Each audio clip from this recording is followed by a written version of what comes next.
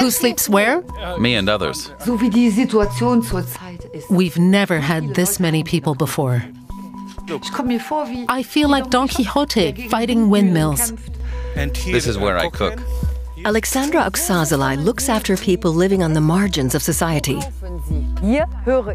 I hear a lot of people say they feel bothered by the sight of beggars. How is that possible?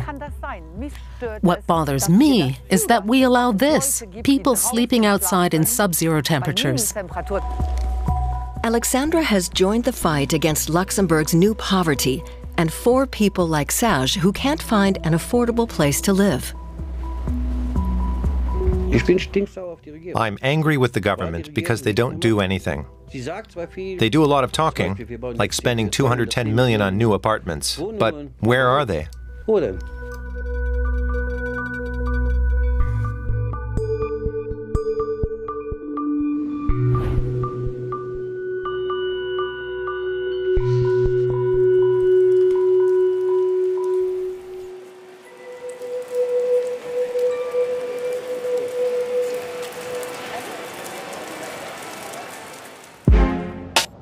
Luxembourg, a financial hub and home to countless shell companies along with the European Court of Justice. In the Grand Duchy, every 1 in 15 residents is a millionaire. In the shadows of the fancy stores and office buildings lies the home of Stefan and Ferenc.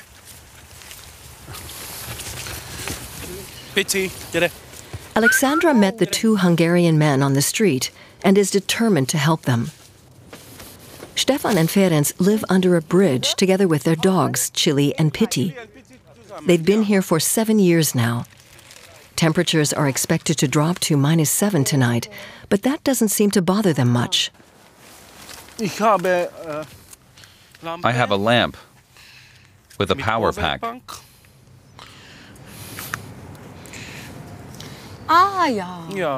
For reading at night. They say Luxembourg treats homeless residents well. You get a health insurance card. I can use it to go to the dentist. And to other doctors too. No problem. And you don't pay for anything.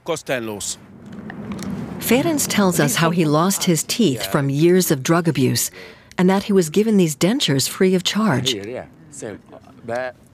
In Hungary, this is unthinkable.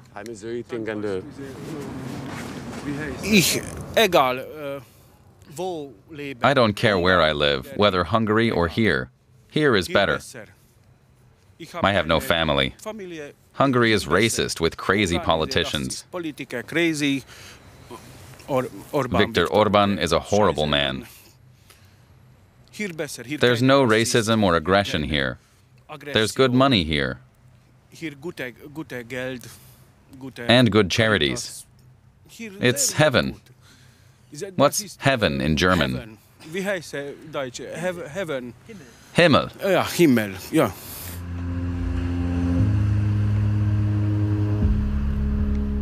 Alexandra has spent the past 25 years looking after homeless people like Stefan and Ferenc.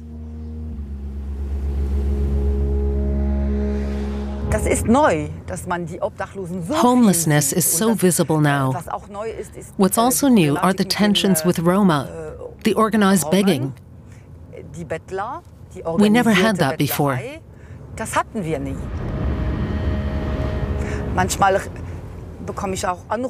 I'll sometimes get a call from a shop owner asking me to come over and take in a homeless person near their business.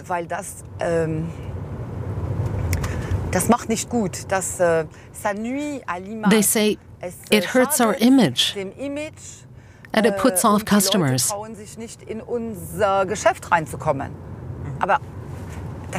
But that's unbelievable. It sounds like they're saying, come and clean up our streets. It still feels like people are trying to sweep the issue under the rug. Alexandra runs a charity association called Stem von der Struss, or Voice of the Street. It's an extremely high-pressure job. Outside, dozens of people in need are waiting for a hot meal. In the office, Alexandra and her colleagues have to organize everything for their end-of-year party in 2 weeks' time, with hundreds of homeless people. The guest of honor has just confirmed he'll be coming. The head of state, Grand Duke Henri of Luxembourg. It's noon and a growing stream of people arrive at Alexandra's soup kitchen from the area around the railway station. Most of the people in need have a migrant background, but they're also joined by long-time Luxembourgers. A retired nurse, Massard Alberti, is extremely worried about rising prices in the country. Even if you have a decent pension, it's getting harder and harder to live here. Everything's really expensive. Even clothes. Everything. This is why Alexandra felt compelled to set up a clothing outlet one floor up. Everything's free. We get our clothes from collections that we do regularly. We also created this workshop to provide jobs. Alexandra's team is helping José Rodriguez find a sweater, pants, and a cap. Last summer, José left his home country of Portugal to come here, with big hopes.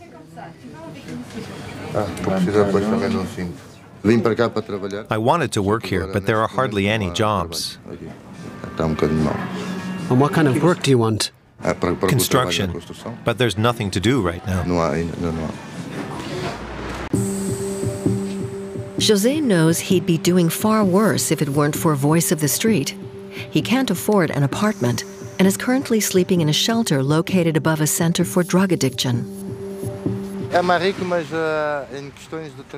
Luxembourg is a rich country, but that doesn't guarantee you work. Things are going downhill with the construction sector. And if you don't have an address, like me, you get practically zero help from the state.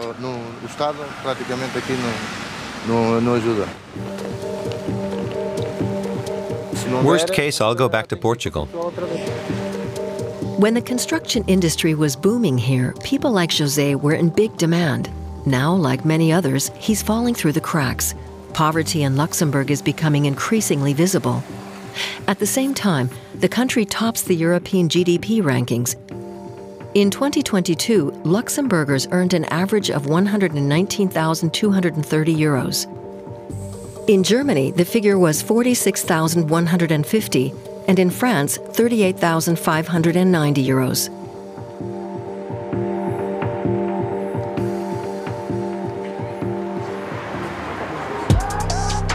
Yannick Voorts is a painter and decorator in a similar situation to José. He's out of work. To qualify for welfare, residents have to be 25. He's 22. It's getting difficult to find anything these days. There are more and more foreigners coming in, and they get everything blown up their ass. Luxembourgers are left to get by on their own. There are a lot of French people coming over to work because they don't earn as much back home. And they get jobs in places Luxembourgers don't stand a chance. We're basically left out in the cold, and they get to have a nice life.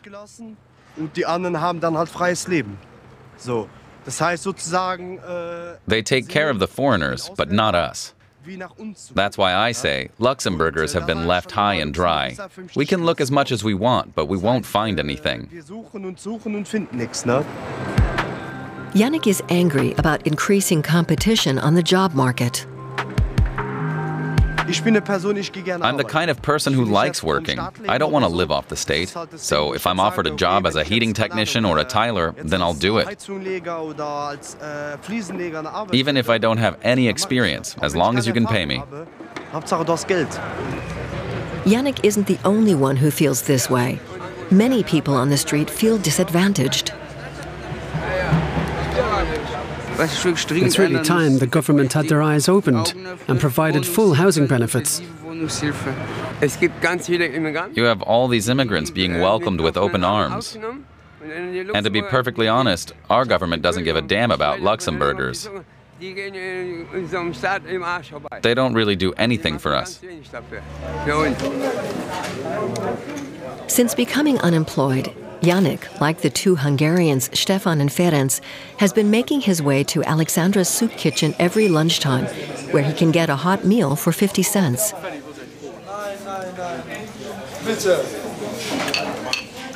And one floor up, in the same building, the Voice of the Street's very own newspaper team are working on their next edition. Another little enterprise designed to give people like Serge Kapla a path back to work.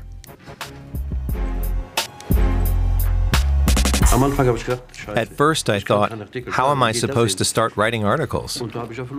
But I got down to it and started writing, at first at home and by hand. The editor was really impressed. And then they sat me down at the computer over there, and I started writing. The street paper covers a range of issues, from conservative politicians demanding a ban on begging to renewable energy.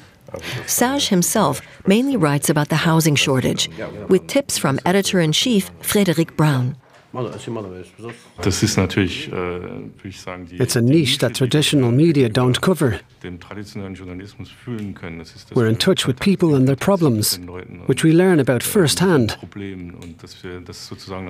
And we report in a language the same people understand, with their priorities in mind. That's our strength. We are the voice of the street. Serge and his colleague Marie-Laine Foch are both welfare recipients. They know from personal experience what it means to be poor in the Grand Duchy of Luxembourg. It is tough when you don't have any money. People who do have money can afford everything they want. But if you don't, it's difficult to get by. It's not as if there's one group with everyone sticking together. No. You have the rich and the poor, and there's a big divide. The two distribute the street newspaper to subscribers here in the wealthy Old Town area of Luxembourg City, like the Ministry of Culture. Stem von der Strasse with the newspapers.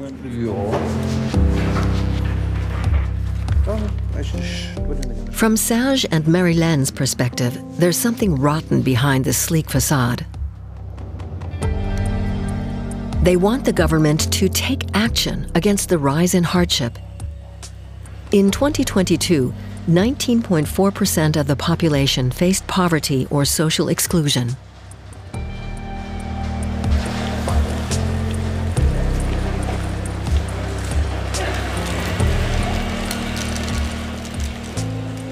Serge believes the most pressing issue is the housing market crisis. He himself has chronic inflammatory back pain and is no longer fully fit to work. And he is also suffering from the aftermath of a failed marriage. I was married for 16 years, and when we got divorced, I had to leave our apartment. The law here says that the husband has to go. Because he is someone who lives on social benefits, known as a Revie in Luxembourg, it's been difficult for him to find an apartment. The conversation started out really relaxed. But when I said where I worked and what I earned, the mood suddenly changed, and the guy said no, because Revies are considered antisocial, too lazy to work. At the same time, Serge's neighborhood has become increasingly hip and increasingly expensive. They want to turn this into a luxury neighborhood. There are apartments being built where you'll soon be paying 800,000 euros for a 35 square meter two-room flat. It's far too expensive here. This tiny room is Serge's home. As you can see, it's pretty humble. That there is what I survive on, the microwave.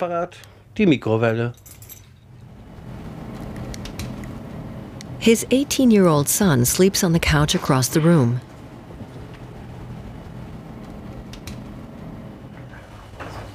And this shared single-room apartment doesn't come cheap. I'm paying 770 euros for 20 square meters. I don't even have a kitchen. It's a good thing I get along with my ex, so I can cook at hers sometimes. Otherwise, it'd just be bachelor's meals, microwaved or canned.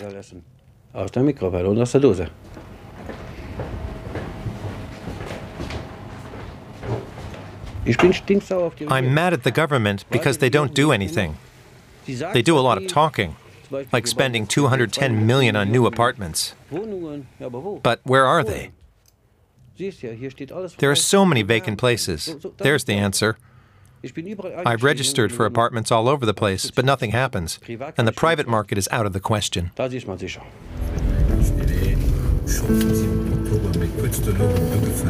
For Alexandra, the housing shortage is an explosive issue that could divide Luxembourg society even more.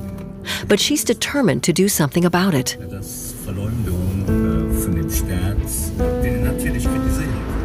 For years, sociologists have been comparing it to a ticking time bomb, a situation that politicians have been ignoring for far too long, says Antoine Pacou, an expert on the housing market in Luxembourg. He says the main problem is an extreme concentration of land ownership and related real estate speculation. Price of land and the price of flats over time.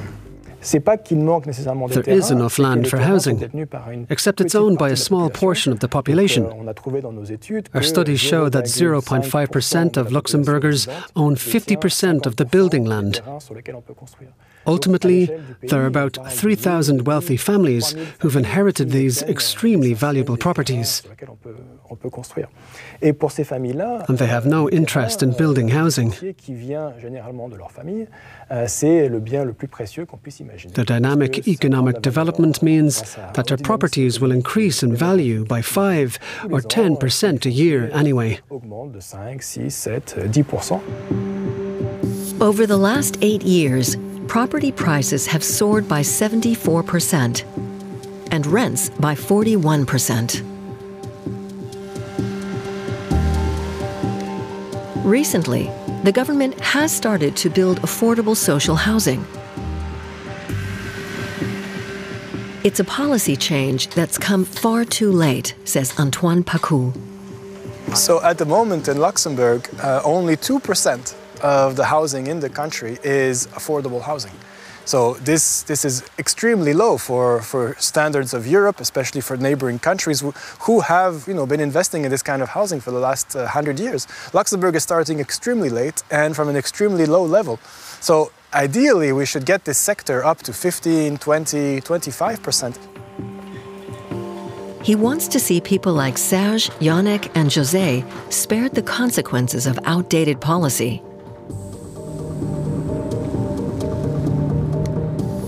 Patrick Clément can also speak from experience. He spent 5 years on the streets.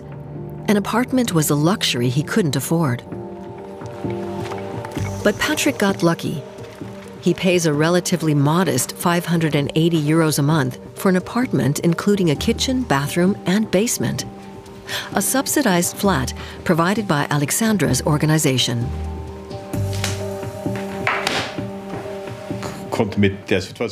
I couldn't cope with the situation I was in at the time and got involved with drugs. But luckily I got help from Alexandra and Stem Funderstrasse. They said, "You're not an idiot, and it's not too late to make something of your life. Otherwise, you'll never get out of this vicious cycle." Patrick's hardship began when his ex-girlfriend died in a tragic accident. This was followed by alcohol, cocaine, and heroin abuse. I was an addict, which you might not notice now. I was deep into drugs because of my ex's death. I went through a lot of things on the street. And then there was this place you could go, and you were told, "You're in good hands, and there's someone who will listen to you." Patrick's been clean for 14 years and now spends his afternoons working for Voice of the Street. Without them, I'd still be on the street, or rather, I wouldn't be here. And I'm grateful for their help. Voice of the Street also runs this laundry and has a working arrangement with a major supermarket chain.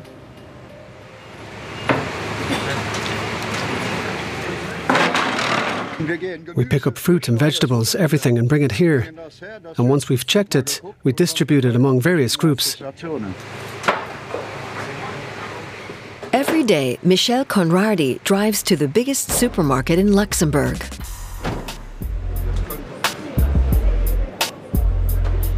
It's located in the wealthy business district of the capital's Kirchberg area.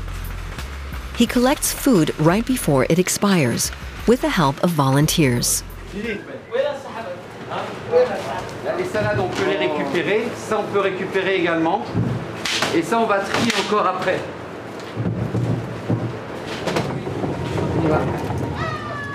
Maintenant, je suis à la retraite.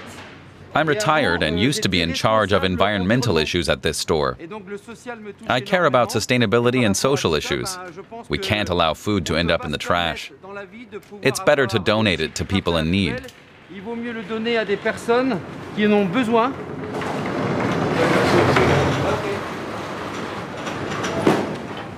J'ai toujours dit dans ma vie professionnelle. When I was a manager here, I always told Alexandra that when I retired, I'd help out as a volunteer. That's how I ended up at Stem von der Straße.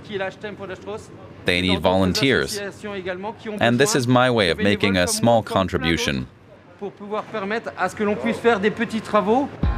14 du 12. Einmal, 14 du 12 également. The food recycling system, which ensures the cold chain is maintained, was introduced by Didier Lecaillon. Voice of the Street is largely funded by taxpayers. But donations are also important. A group of managers from a big retail company has just arrived for a visit. Focus, people. And let's go. These visitors have donated a vacuum sealing machine and are thinking about becoming more involved.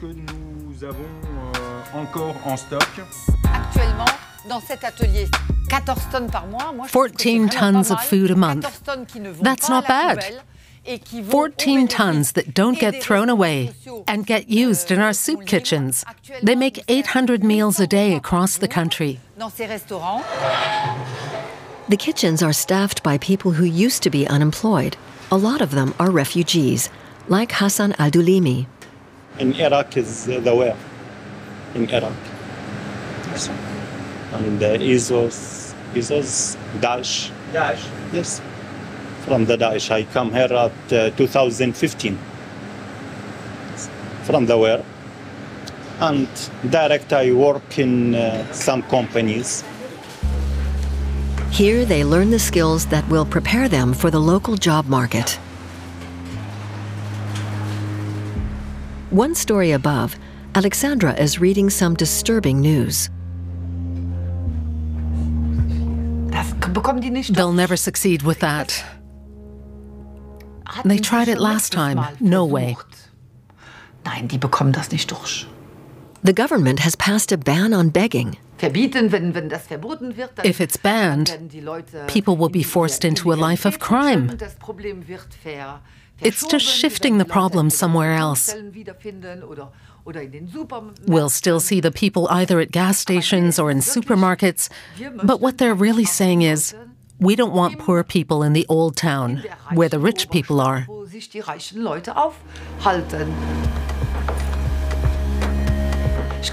I feel like Don Quixote fighting windmills. I've gotten used to this over the last 25 years, but we've never had this many people before. We need funding to be able to function. The next day, Alexandra has a couple of very high-profile visitors arriving for the Voice of the Street's end-of-year celebration. The Grand Duke and his wife. The head of state face-to-face with people who are unemployed, living in poverty, and with addiction. For Alexandra, it's the most important and symbolic moment of the year. 400 people in need have gathered here, more than any previous year. Didier and other volunteers are on hand to serve them food and drinks.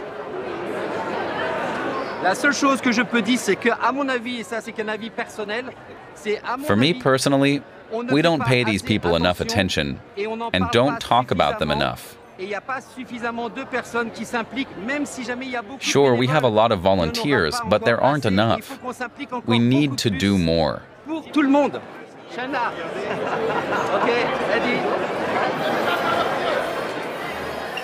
Grand Duke Henri takes his seat at the first table, right across from Yannick.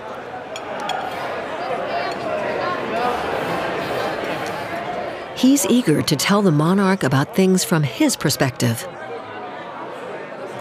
Property prices used to be lower, and now they just keep on going up. Yes, the housing market is a huge problem. Foreigners get more than Luxembourgers. I don't think that's right, and I told him that. I also said I hope things change here, because it can't go on like this. Yannick is angrier at immigrants than the government. Even though it's the government that hasn't done anything about the widening gulf between the rich and the poor. The Minister of Social Security is also one of the guests. What does she have to say about the housing shortage? It's economics. The law of supply and demand. It doesn't always work out on its own, so you need initiatives to regulate the market.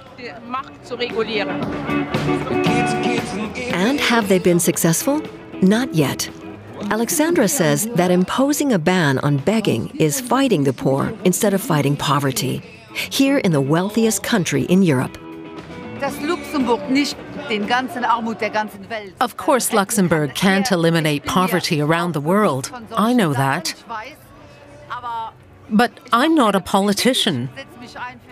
I try to help people who are in a bad place. And if we Luxembourgers aren't able to help people who are suffering, then which country can?